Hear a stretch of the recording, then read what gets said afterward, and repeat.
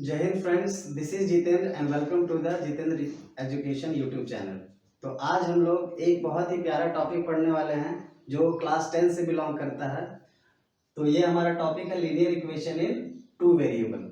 तो चलिए इसको शुरू से शुरू करते हैं।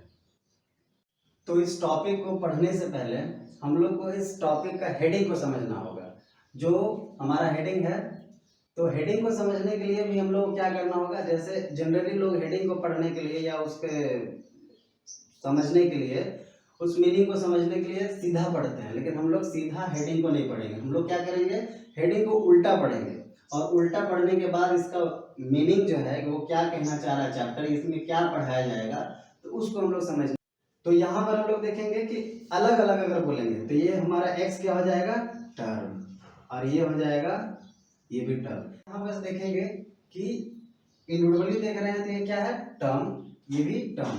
अब यहीं से होता है टाइप्स ऑफ टर्म के अकॉर्डिंग हम लोग एक्सप्रेशन का नाम देना शुरू कर देते हैं। जैसे अगर सिर्फ x रहा तो ये हमारा क्या कहलाएगा, मोनोमियल। अगर यहाँ पर रहा दो टर्म x+2, दो टर्म दिख रहा है तो ये हो जाएगा बाइनोमियल। अगर यहाँ पे x+2 + y ये दिख रहा है, तीन टर्म दिख रहा है, तो इसको हम लोग नाम देते हैं ट्राइनोमियल। अब इसी तरह से दो या दो से अधिक अगर रहेगा कोई भी टर्म, तो यहाँ पे इसका नाम दे देंगे पॉलिनोमियल। पॉलिनोमियल, ठीक है। तो यहाँ पॉली मतलब क्या होता है, मेनी, एंड नोमियल मतलब क्या हो जाएगा, टर्म्स। तो बहुत सारे टर्म्स रहेंगे तो पॉलिनोमियल। तो यहाँ पे हम लोग ये समझ गए। अब यहाँ पे वेरिएबल तो समझ में आ गया जिसका वैल्यू फिक्स नहीं होता है ना। तो अकॉर्डिंग टू क्वेश्चन वो वैल्यू क्या होते हैं, चेंज किए जाते हैं।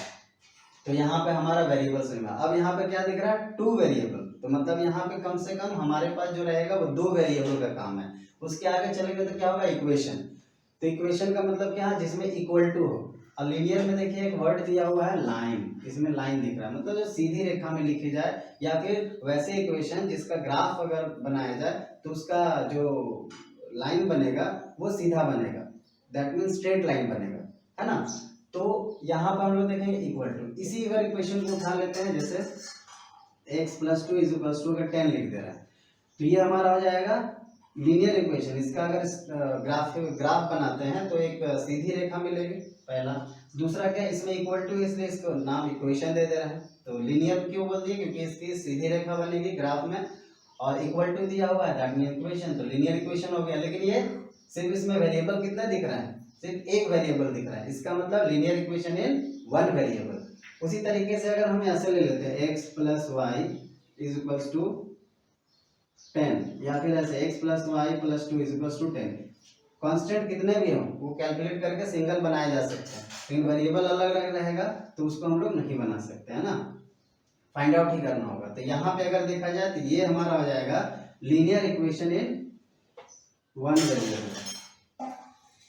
Linear equation in one variable, ठीक है। और ये कहलाएगा linear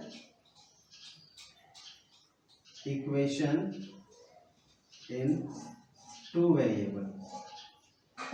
linear equation in two variable. एक यहाँ पर खास बात का ध्यान रखना है कि इंट्रोडक्शन तो यहाँ कंप्लीट हो गया। तो अगर लीनियर इक्वेशन वन वेरिएबल रहेगा तो एक ही इक्वेशन दिया रहेगा और उसको बोला जाएगा कि वो आप वेरिएबल को फाइंड आउट कीजिए। लेकिन जब अगर linear equation in two variable में, इसमें हमेशा दो इक्वेशन दिए रहेंगे और उसको अलग अलग मेथड से हम लोग क्या करेंगे, फाइंड आउट करेंगे। तो ये हमारा इंट्रोडक्शन हो गया, introduction of the chapter linear equation in two variable.